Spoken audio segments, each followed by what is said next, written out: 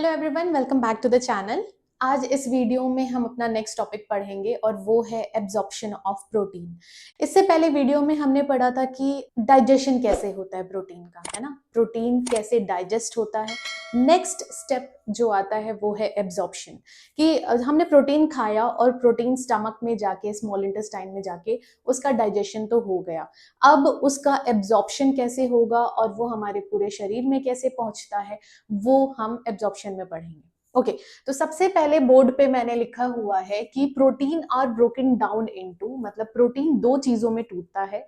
इससे पहले हमने आपको बताया था कि प्रोटीन जब भी ब्रेक डाउन होता है तो एक अमीनो एसिड में, जो कि स्मॉलेस्ट यूनिट है, और अगर दूसरा देखा जाए तो कभी कभी कुछ प्रोटीन ऐसे हैं जो डाइपेप्टाइड और ट्राइपेप्टाइड में टूटते हैं। ठीक है, ओके। तो सबसे पहले जो है वो है अमीनो एसिड्स, जो कि मेजर फॉर्म एब्जॉर्ब्ड है, मतलब सबसे ज्यादा एब्जॉर्प्शन किसका हो रहा है, अमीनो एसिड्स का होता है। उसके बाद स्मॉल अमाउंट में जो एब्जॉर्ब हो रहा है वो क्या है, डाइपेप्टाइड और ट्राइपेप्टाइड।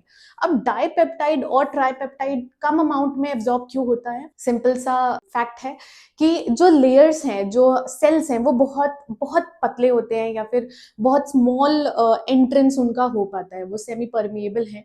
लेकिन जितनी चीजें छोटी होंगी उतनी ही इजीली वो पास हो पाएंगी। तो डाइपेप्टाइड और ट्राइपेप्टाइड क्या है, छोटे नहीं है। वो अभी मतलब दो पेप्टाइड्स और तीन पेप्टाइड्स एक साथ है, जब वो बिल्कुल टूट जाएंगे अमीनो एसिड्स या फिर सिंगल पेप्टाइड रह जाएगा तो वो इजीली पास हो जाते हैं, इजीली एब्जॉर्ब हो जाते हैं।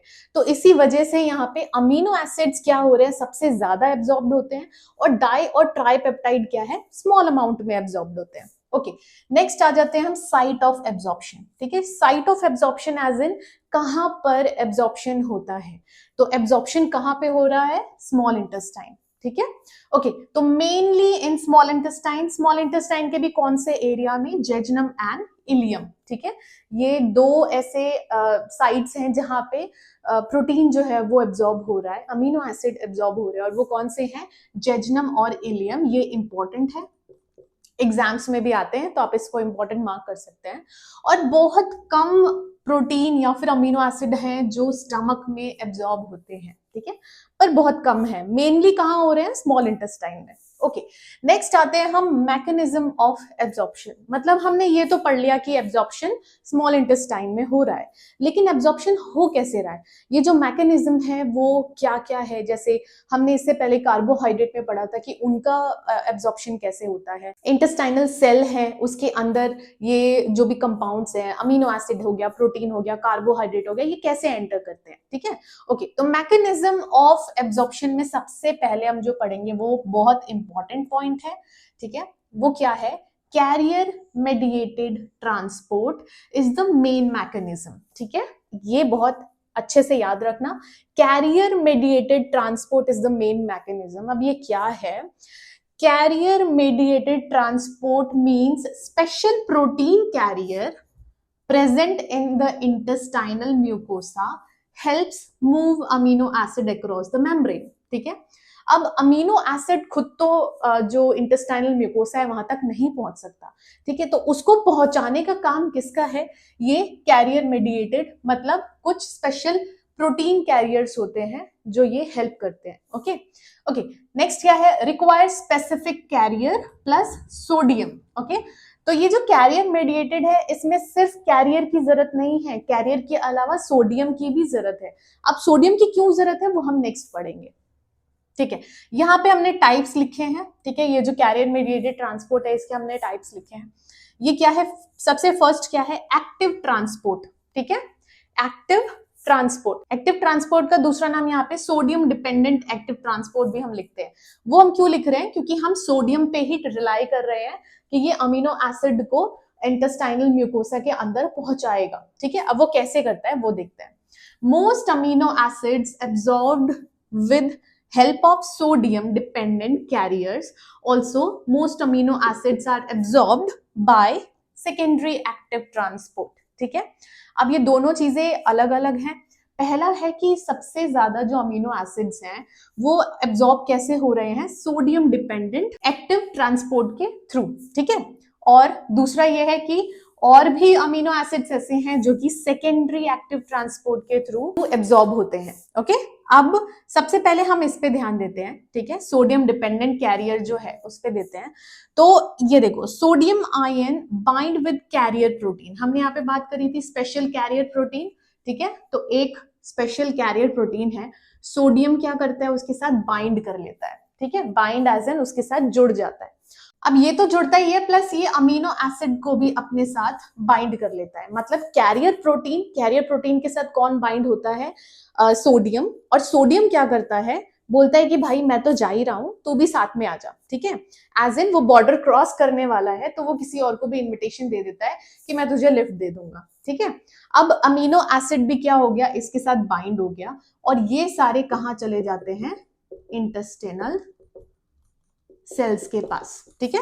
अब ये कैसे हो रहा है, देखो, sodium ion bind to carrier protein on the brush border of enterocyte, ठीक है, ये ब्रश बॉर्डर हम हमेशा सुनते हैं, तो ब्रश बॉर्डर ऑफ एंटेरोसाइट्स मतलब जो बॉर्डर है, जो विलाइज प्रेजेंट होते हैं वहां पे ये बाइंड हो जाता है, और ये क्या करता है, इसको भी अटैच करवा लेता है अमीनो एसिड को अपने साथ, और उसके बाद ये कहाँ ट्रांसपोर्ट हो जाते हैं, इंटेस्टाइनल सेल के पास, ठीक है।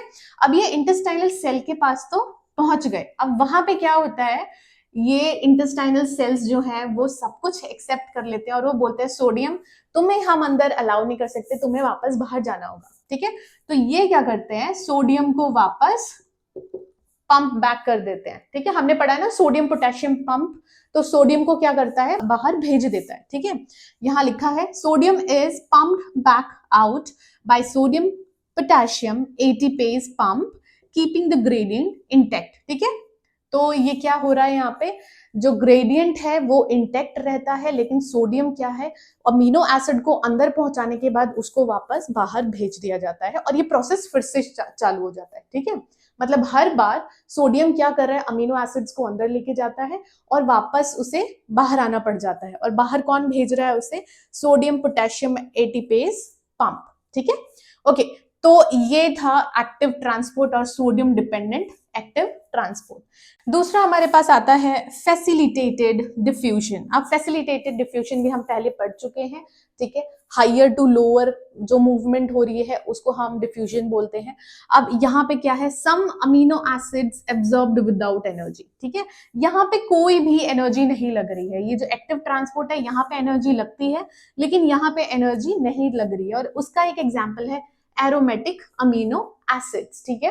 एरोमेटिक अमीनो एसिड्स क्या हो रहे हैं, वो अपने आप ही एब्जॉर्ब हो जाते हैं, कोई भी एनर्जी की जरूरत नहीं होती है। ओके, नेक्स्ट आ जाते हैं हम पेप्टाइड ट्रांसपोर्ट। अब पेप्टाइड ट्रांसपोर्ट क्या करते हैं, ये डाइपेप्टाइड ट्राइपेप्टाइड को एब्जॉर्ब करते हैं, किसके थ्रू, वाया पेप T1 ट्रांसपोर्टर, ठीक है।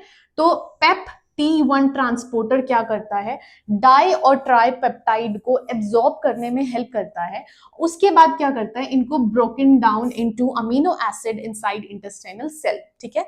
मतलब कि डाई पेप्टाइड और ट्राई पेप्टाइड जो फॉर्म है ये एक लार्ज फॉर्म है, ठीक है, कंपैरेटिव अमीनो एसिड, इसीलिए इसको तोड़ना बहुत जरूरी है। अगर हम इसे स्मॉल इंटेस्टाइन में नहीं तोड़ पाते हैं तो इंटेस्टाइनल सेल जो है, मतलब अगर ये स्मॉल इंटेस्टाइन जब डाइजेशन हो रहा है, डाइजेशन के टाइम पे नहीं टूट रहा है, या फिर जब एब्जॉर्ब हो रहा है जजनम इलियम में वहां नहीं टूट रहा है, तो उसके बाद ये ब्रेकडाउन कहाँ होता है, इंटेस्टाइनल सेल के अंदर, और वो कौन करवाता है, पेप्ट T1 ट्रांसपोर्टर, ठीक है। तो ये हो गया पेप्टाइड ट्रांसपोर्ट। ओके, नेक्स्ट आ जाते हैं, अब ये इंटेस्टाइनल सेल के अंदर तो पहुंच गया, ठीक है। अब इंटेस्टाइनल सेल से वो हमारे ब्लड में कैसे आता है, वो है next point, that is transport to blood, ठीक है।